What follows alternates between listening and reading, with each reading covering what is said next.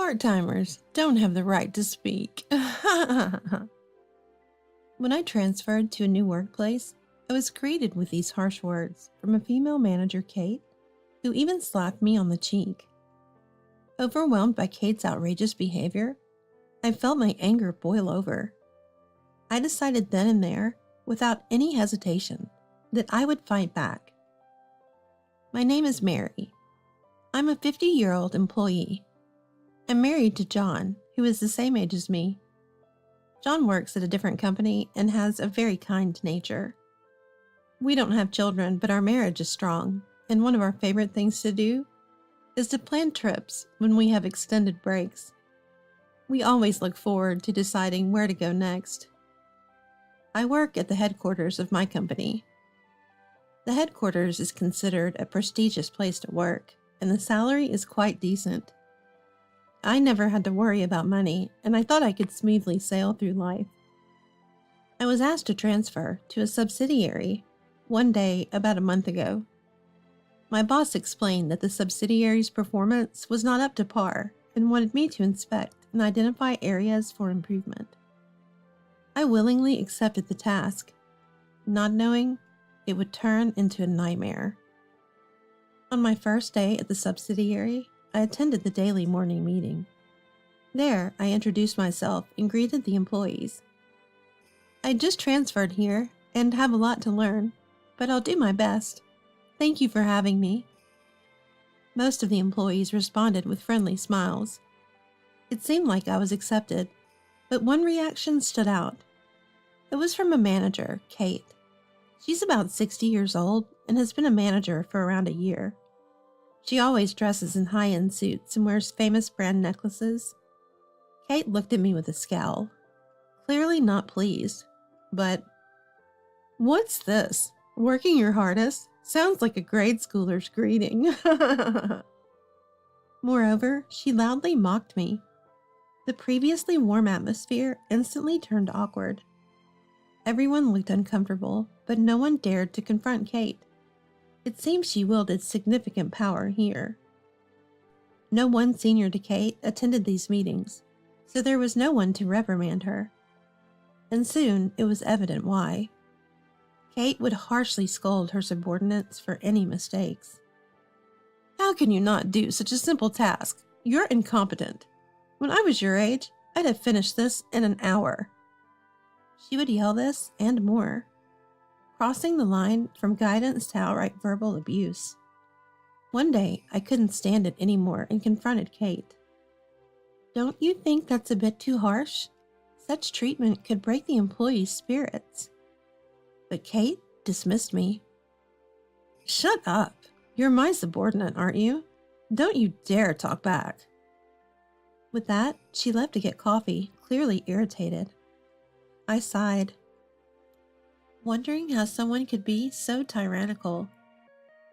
But Kate's problematic behavior didn't end there. She had a habit of dumping tedious tasks on her subordinates, inadvertently increasing their workload. Overtime was common in this department, and the employees often looked exhausted. Kate would say, "I have tons of work as a manager. I have to constantly email clients and attend business dinners." While she appeared busy with her computer or going out, it was clear she was pushing her responsibilities onto her subordinates. "Kate, the task you delegated the other day should be your responsibility. It's not good if you can't manage your own work. I can help you review your workflow if you'd like." I suggested this, but Kate erupted in fury. "What? I can handle my own work. Your help is unnecessary. Instead of wasting time with pointless talk, get back to work." Her anger was so intense that I had no choice but to back down. After that incident, Kate completely targeted me. "You're a 50-year-old woman, right? Probably tech illiterate. But in today's world, you need to use a computer. I'll give you plenty of computer tasks. Learn quickly. And master flying touch, whatever that is," she said, intending to overwhelm me with work. But it's blind touch, not flying touch. Kate herself can't do blind typing. I've only ever seen her using her index fingers to type on the keyboard. Being looked down upon by such a person was unpleasant. While I'm not the strongest with computers, I've used them daily at the headquarters and can type without looking. I managed to complete the work Kate assigned me by the deadline. However, she seemed displeased and assigned me even more work, with unreasonable deadlines. It's impossible to finish this amount of work in such a short time.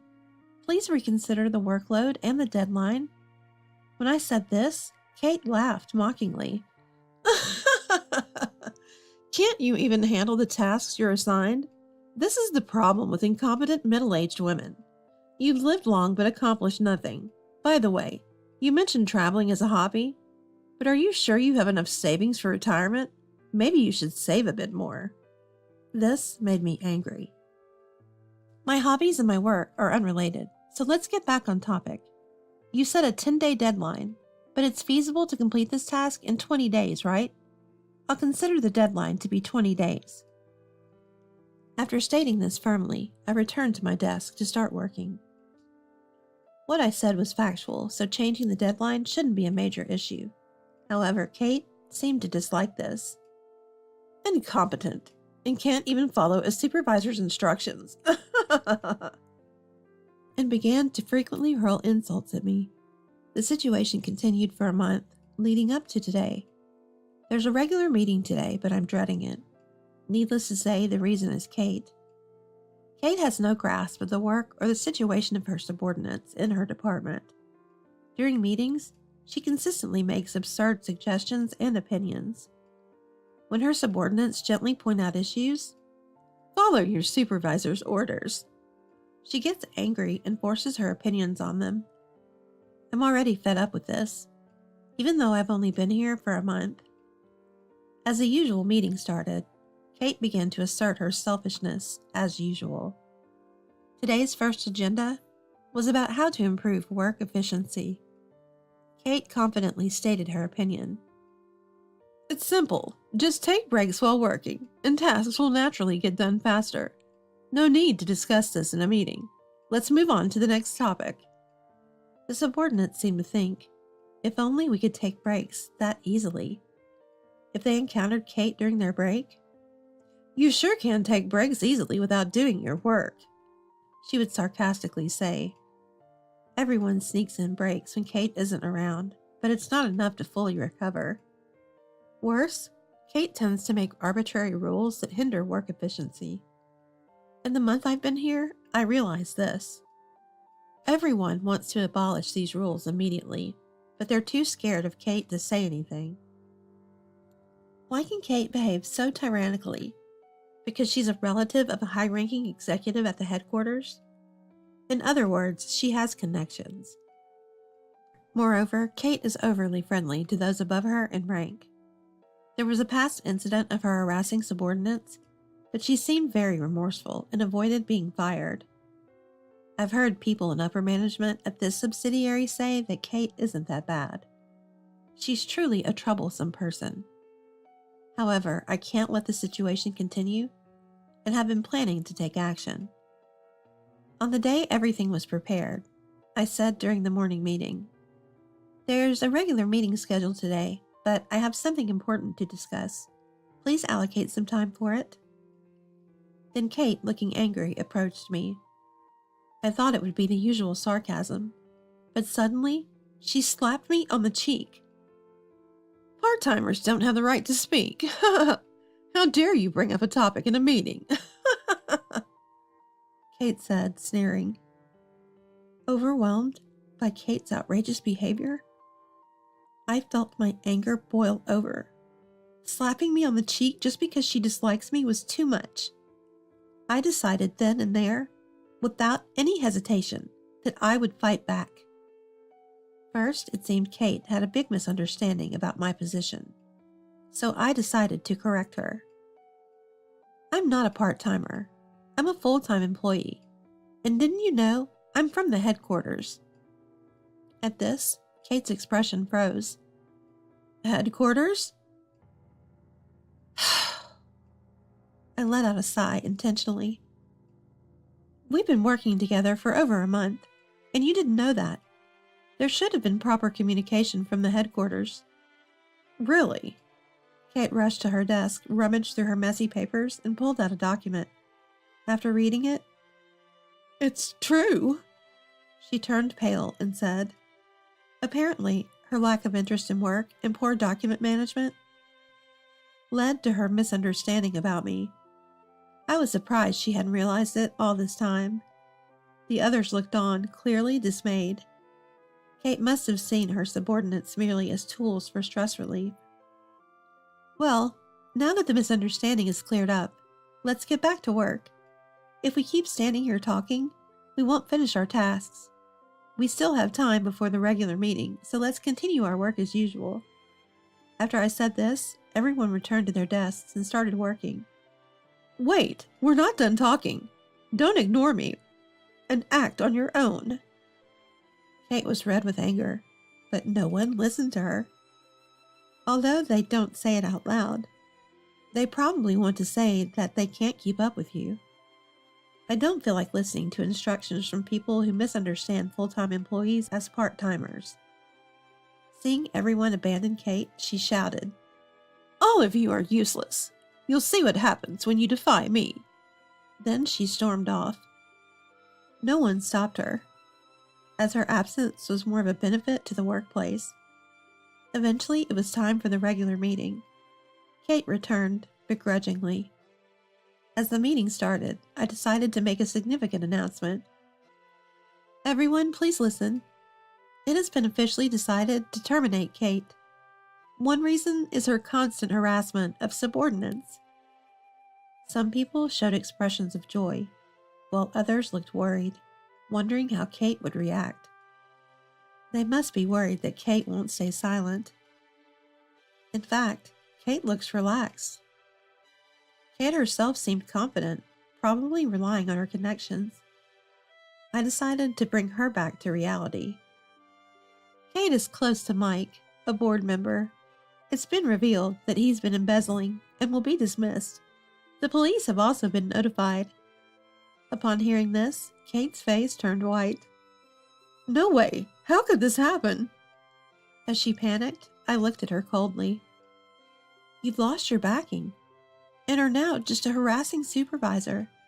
The upper management won't forgive you, even if you show remorse. Resistance is futile."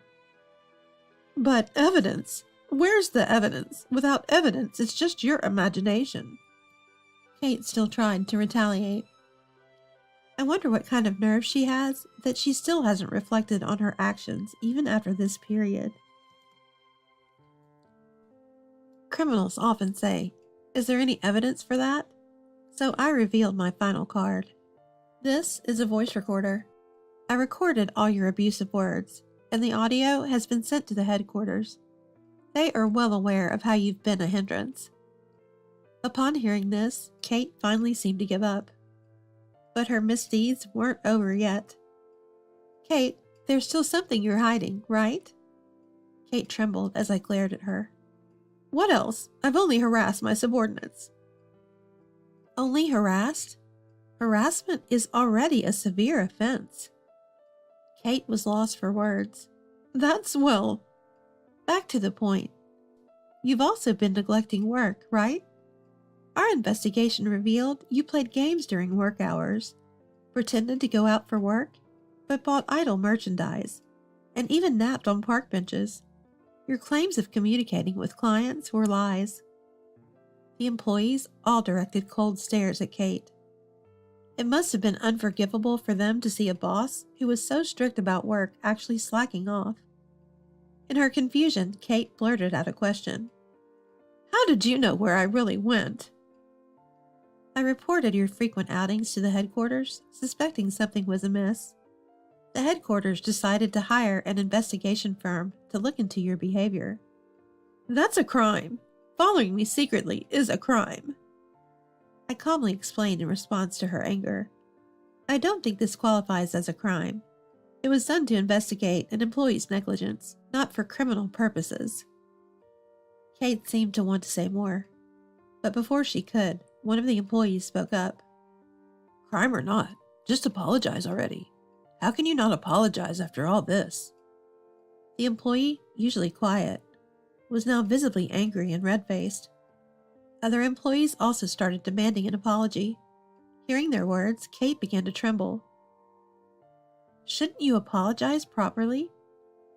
Reluctantly, Kate stood up and apologized to everyone. I'm sorry.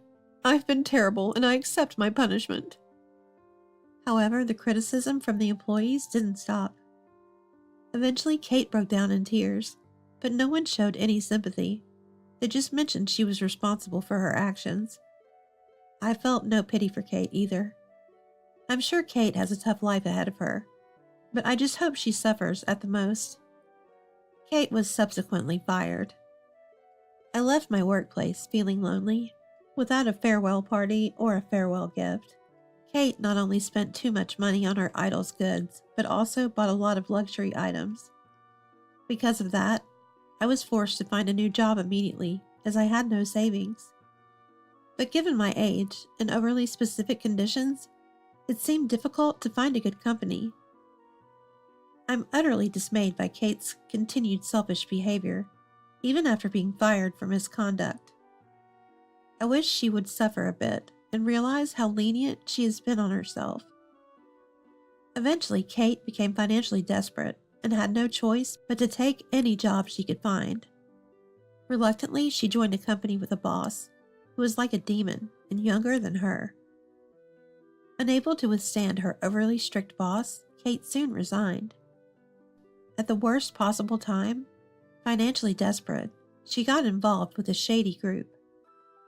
Consequently, Kate started peddling questionable health supplements and superficial information products. She tried selling to friends and relatives, but no one bought anything, and she lost their trust. Moreover, she even showed up at her former workplace, causing quite a stir. One of the employees threatened to call the police, so she left immediately, but I'm fed up with the trouble she causes. The reason I know so much about Kate's current situation is that she's unilaterally updating me during this commotion. Hearing the word police seems to have deterred Kate from coming to the workplace for now. I just hope she never returns. It seems Kate is still trying to sell those strange products, and her friends and relatives have completely cut ties with her.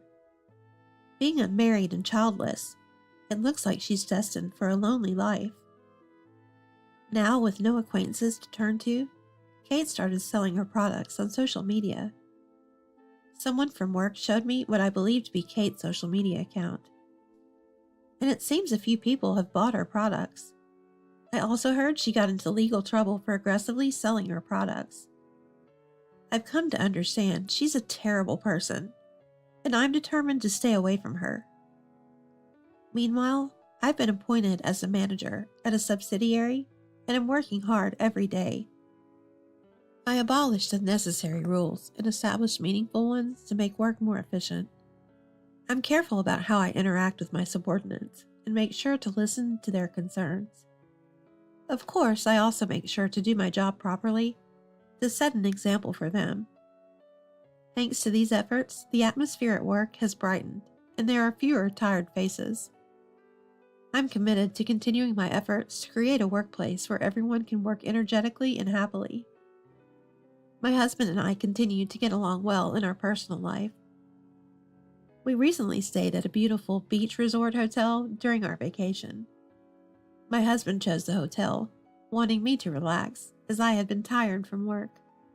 The food at the hotel was delicious, and it was a perfect way to refresh. It was tough dealing with such a terrible person, but I'm glad everything worked out in the end. I hope to continue having fulfilling days in both my work and personal life.